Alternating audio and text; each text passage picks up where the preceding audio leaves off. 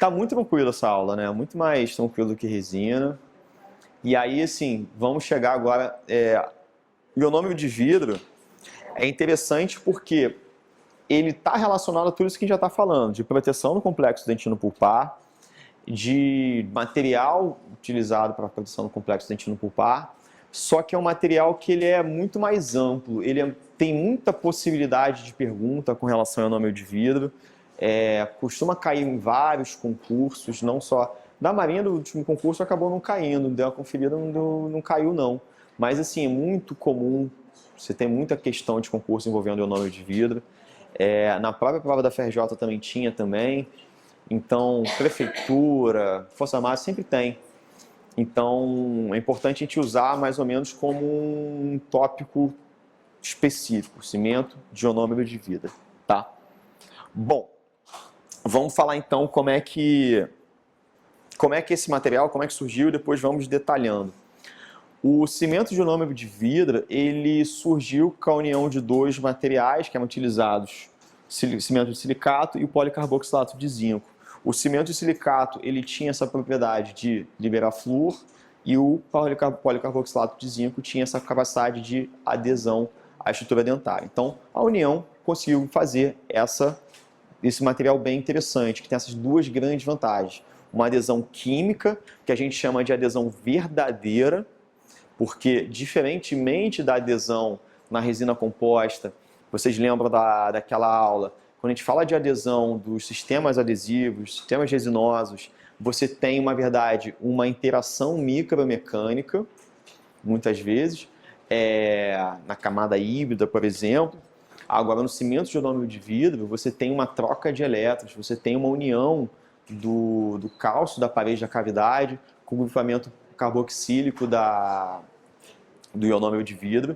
Então, você tem uma união realmente verdadeira, que é chamada adesão verdadeira. Além disso, a principal vantagem do ionômero de vidro é que é um material que libera flúor. E o flúor, a gente sabe da importância do flúor na prevenção de cárie. Então, é um material que acaba sendo muito biologicamente compatível, né? Muito biocompatível, porque além de não provocar dano ao dente, porque ele possui um ácido na sua formação, que é o ácido poliacrílico. É um ácido pesadão, grandão, que não consegue nem entrar direito no tubo dentinário, ele não consegue permear muito bem nessa dentina, então ele não agride a polpa, então já é biocompatível por não gerar agressão ao dente, mas ele ainda é biocompatível porque também tem esse efeito benéfico, liberação de flúor. A gente sabe que a liberação de flúor inibe microinfiltração marginal, é anticariogênico, então você tem uma proteção bem interessante para o dente. Outra característica interessante do material mesmo é o coeficiente de expansão térmica linear, que é o material que possui o coeficiente mais próximo ao do dente. E que é o coeficiente de expansão térmica linear? Qualquer material, quando é aquecido, geralmente ele vai expandir. E quando você diminui a temperatura, ele contrai. Isso acontece com dente, com esmalte, com dentina. E o ionômero de vidro também, isso acontece. Mas ele se expande e contrai numa intensidade muito parecida com o do dente, muito, muito próximo mesmo. Diferente, por exemplo, do metal. Tem ligas metálicas que se expandem, sei lá, 30 vezes mais do que o dente. Então acaba gerando uma pressão no dente, às vezes um desconforto, uma dor, até mesmo uma fratura, o que não acontece com o ionômero de vidro. Então o material que tem adesão, tem liberação de flúor, tem biocompatibilidade e tem um coeficiente de expansão térmica linear muito próximo ao do dente. Outra característica muito interessante do ionômero de vidro é que é um material que ele é muito versátil. A gente tem várias formulações, várias indicações clínicas. A primeira indicação que vem na nossa cabeça do cimento de ionômero de vidro é a cimentação, mas ele também é muito utilizado como material restaurador temporário e definitivo também, com material de base, como forro de certa forma, com material que ele pode também ele tem diferentes formulações químicas, várias composições diferentes, então que isso vai influenciar na sua indicação. Ele pode ser reforçado com metal, pode ser reforçado, modificado por resina composta, por exemplo, ou ele pode ser anidro, que facilita a sua manipulação. Então, é um material assim, muito versátil, muito interessante. Pô, falando assim, parece que só tem benefício, né? Material maravilhoso, vou usar para tudo. Também não dá para usar em todas as situações. Afinal de contas, é um material que não tem uma resistência à compressão muito grande, uma resistência ao desgaste dele não é muito grande. Então, áreas de esforço mastigatório já não é também muito interessante você utilizar, de grande esforço mastigatório, que eu digo. E é um material que tem uma estética muito limitada. Se você vai na dental, você consegue escolher o seu ionômero de vidro através da cor. Você tem o A1, A2, o A3, porém é muito limitado, porque todo cimento de ionômero de vidro tem uma característica que ele é opaco. E quando eu falo opaco, eu falo o contrário de transparente. E o que a gente sabe é que no dente, os tecidos dentais, tanto esmalte quanto dentina, eles não são nem opacos nem transparentes. Eles estão no meio termo. São translúcidos. O esmalte muito mais translúcido. A dentina é translúcida também, porém, ainda assim é translúcida. E o ionômero de vidro não, é opaco. Então, o ionômero de vidro ele vai ter uma limitação na aplicação de áreas estéticas. Então, tem como fazer uma restauração tipo classe 4 de ionômero de vidro? Não tem como, porque esteticamente vai ficar muito desagradável, por ser muito opaco. Agora, numa região posterior, numa cavidade tipo classe 5, na cervical, uma região que você quase não tem esmalte mesmo, uma região que é já naturalmente mais opaca, dá para utilizar o ionômero de vidro? Dá, é até muito indicado. Então, o material realmente que é, devido a essa ampla indicação, essa ampla composição e até mesmo a questão da sua adesão, é um material que acaba sendo muito fácil de ser cobrado. Tem muita coisa no ionômero de vidro que pode ser cobrado numa prova. Então, vamos ver aqui essas informações e vamos ver algumas questões também. Tá? Então, formulado por Wilson Kent em 1971, combinação, como eu falei, do cimento de silicato, que libera flúor, e o policarboxilato de zinco, que ele tem a sua adesão verdadeira, adesão química. Composição, feito de sílica, alúmina, fluoreto de sódio e alumínio, fluoreto de cálcio, fluoreto de alumínio e fosfato de alumínio. Então a gente vê que realmente o flúor faz parte da composição. Isso no pó. Agora no líquido a gente tem basicamente ácido poliacrílico, ácido itacônico, ácido tartárico e água, que é o veículo para deixar esse líquido, tá? Isso é a composição do que a gente chama de cimento de ionômero de vidro convencional. É o primeiro que surgiu, é o que a gente mais utiliza, o convencional. Essa é a composição. No pó eu tenho esses vidros de alúmina, de flúor, de cálcio, e no líquido ácido poliacrílico, ácido tacônico, tartárico e água. A água está presente em maior quantidade no líquido e a sua presença é imprescindível para que ocorra a ionização do ácido poliacrílico. O ácido poliacrílico é o mais utilizado, podendo ser utilizado também o ácido maleico. O que ele está falando aqui em relação à água? Essas partículas de vidro, de flúor, alumínio, silicato, que estão ali no pó, como se fossem alguns cristais ali, naquelas partículas de pó. Quando tem contato com a água, ele rompe essas barreiras desses cristais, liberando esses íons, para ocorrer a reação química entre eles mesmos. E não só entre eles mesmos, do grupamento carboxílico com o próprio cálcio da composição do pó, com o próprio alumínio e com o flúor, mas também com cálcio presente na parede do dente, tanto esmalte quanto dentina. Então a gente sabe que quimicamente o ionômero de vidro ele tem uma adesão pela união do grupamento carboxílico com os íons cálcio do dente. Também tem um cálcio no pó, mas quando a gente quer adesão, a gente está falando do íon cálcio no dente. Então a gente já sabe, para e pensa. Bom, já que ele se une ao cálcio, e eu tenho no dente esmalte e dentina, onde eu tenho mais cálcio? No esmalte ou na dentina? No esmalte. Então onde vai ser melhor, onde vai ser maior a minha adesão, maior a minha resistência de união? Em esmalte ou dentina? Esmalte, porque você tem mais cálcio para se aderir. A não ser que você tenha uma dentina esclerosada, que é uma dentina hipermineralizada. Mas ainda assim, no esmalte você ainda tem uma união melhor.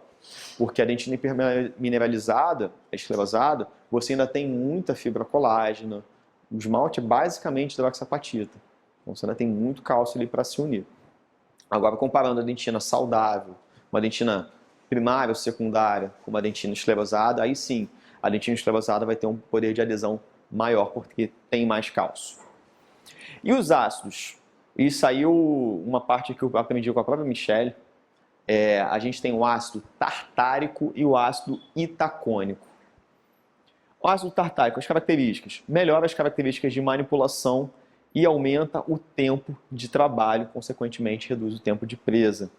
Então, se você reparar ali no slide, que o T está maiúsculo ali, porque é justamente você lembrar que o ácido tartárico aumenta o tempo de trabalho. Só lembrar da letra T. Ácido tartárico aumenta o tempo de trabalho. E realmente a Michelle me ensinou isso, nunca mais esqueci.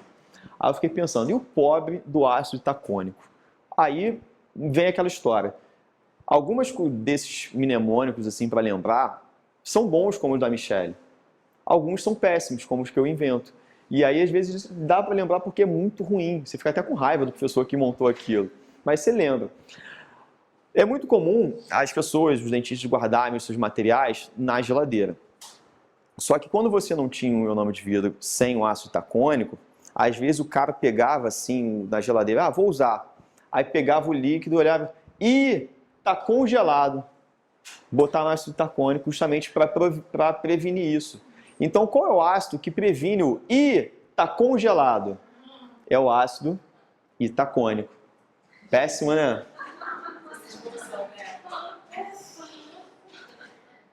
Acho que não vou usar nunca mais, né? Mas vocês vão lembrar? Então tá bom, tô satisfeito, Uhum.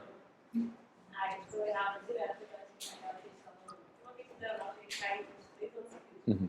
Aí a opção é tipo a ordem de ordem das cores lá do polimento do amálgama, mas assim. Aí eu falei, cara, terra, grama e céu. Aí ela fala, Monique, aí eu tava na prova, tava antes de entrar na prova, eu falei, cara, tô olhando uma questão toda hora, se quer essa questão, acho que eu vou errar, porque eu sempre confundo. Eu tanta coisa pra gravar, como de polimento de amálgama. Tem questão mais rápida, você pode estar. Aí eu calma, Monique, hoje eu vou pedir a ajuda a Deus, agora eu pedi não, olha pra água, o que você vê primeiro? Pronto, ok, marrom. Depois que você vê, depois o céu, nunca marrom, verde azul. Exatamente. Vou até citar aqui pro pessoal do online, que às vezes o microfone tá só comigo, ele vai te ouvir. Mas é isso mesmo, quando em polimento de amálgama, você tem a sequência das borrachinhas por cor, e realmente, às vezes eu nunca lembrava. Um amigo meu o Joãozinho, lembra do João? O João Abreu, que era o nosso monitor lá também? Ele que me ensinou essa técnica, para lembrar a sequência do polimento do amálgama. Só que, em vez de falar da árvore, a árvore também é muito boa. O tronco, a folha e o céu. Marrom, verde e azul. Ele lembrou, não. Terra, grama e céu. Marrom, verde e azul também. Cara, e assim, me vem a imagem, sabe? Quando eu lembro assim, sequência, me vê a imagem de uma terra, de uma grama e do céu. Não, eu olhei pra dentro e já fiz procurando essa questão. Deus me livre, que eu nem dessa prova, não tá com a redação. Pô, agora que você ia acertar e não apareceu? Não acertar nunca, que eu tenho um texto artigo. Aí é mais complicado. Citando artigo é mais complicado mesmo. Tiago Rabelo achou 10 respostas daquela questão. O Tiago? Que isso? Tiago sabe muito, cara. O Tiago O Tiago sabe muito. O Tiago é impressionante. Mas agora, ácido itacônico, vocês vão errar se cair? Qual que é a função do ácido itacônico? Que ele previne o congelamento. Previne tá congelado, ácido itacônico. Tá bom, sim, eu sei que foi horrível, mas o objetivo é esse, é lembrar. Pode ficar com raiva de mim, mas vai lembrar e vai acertar. Depois me agradece. Vamos lá. Além disso, ele melhora a estabilidade de armazenamento. Claro, você pode botar na geladeira e ficar lá tranquilo que sabe que não vai congelar, tá? E também, aumenta a resistência ao congelamento, reduz a viscosidade e a tendência à gelificação. Beleza. Aí tá vendo? Mas essa não caiu dos ácidos, não. Não caiu. Tava realmente muito difícil a prova, nem vi como é que tava. Muito difícil. Sério? Então, tipo assim, não era prova pra dentista, era pra NASA mesmo. Essa Qual a conferência? É uma lá do Japão, uma conferência de... Sei lá, cara. Sei lá. Sei, Isso é É o que a gente estava comentando aqui. Cara, o vídeo que tem de materiais de formato ou garoto, eu peguei a prova, dei pra ele e falei assim, pô, lembra? Essa questão aqui, que isso? E ele, eu nunca vi isso. Também nunca vi. Isso daí é artigo de Kátia. Eu vou ter que estudar pra provar caralho de PV e artigo de Kátia. Foi. Depois eu vou dar uma olhada nessa prova, eu não vi. Aí, o menino ficou Da aeronáutica. Foi domingo agora. pra resolver a questão, eu tenho engenheiro químico, eu acho que eu ia ficar bem, tipo, 2 dias ali com a Então, assim, acaba que esse concurso acaba selecionando o mais cagão, né? O que dá sorte. O que dá o chute certo, né? Mas esse ano também tava assim, tava totalmente diferente da prova que eu fiz. É. Eu não sei, mas sei. É engraçado, assim, que a aeronáutica é uma banca muito confiável, assim, porque os maiores concursos, eles têm uma tendência, têm uma padronização. Tava diferente. É. Olha só, mas esse ano Eu saí mais parente, Eu já vi, tem uma questão, tem um ano que uma amiga minha passou e foi tranquilo. É. era tudo que pode cair no e eu fiquei tipo, você não assim. Eu só sei que uma vez que eu tão claro, mas eu me segundo. Sério mesmo? Desanimou. Trabalho lá, eu paro, mas não vai assinar e vai para a Não sei, mas eu sei que a prova difícil é melhor do meu tempo. Mas eu saí da prova difícil. Ó, teve gente mandada embora da minha sala, fez a prova. Foi. Aí a outra não quis dar 1 minuto a mais de aderência lá. 1 minuto a mais de como, né? Porque já tava com uma fase da BR, mais menos 1 minuto. Sério, foi assim, tipo, o pessoal não conseguiu resolver. Prova ele eliminou a garota lá. Expôs a garota pra puxar do quê? Faz um portão. Aí tava com bordão, não Sim, podia a usar sargento bordão. quis aparecer, né? Porque o dele tá queimado, qualquer coisa. Ela quis aparecer pra cá. Então, aí mostrou o trabalho lá fora. Aí eliminou a menina. Aí para-se a prova pra ele tirar uma menina com 2 minutos. Aí a Não menina podia usar cinto. Não podia usar cinto? Eu fui no banheiro, aí eu tava com uma calça que tinha um negocinho de metal aqui. Aí ela falou assim, você tá de cinto? Eu falei, não. Aí ela passou o detector de metal dele pra tirar a calça. Aí ela olhou pra mim, mas você tá de cinto? Eu falei, não. Aí ela ficou olhando pra mim, tipo, aí eu levantei a calça e falei, metal aqui, ó, na calça. Você quer que eu tire a calça? Porra, tá de sacanagem. Caraca, que tenso. E ela ficou agoniada ainda com o meu tênis, que tinha um metalzinho com o negócio.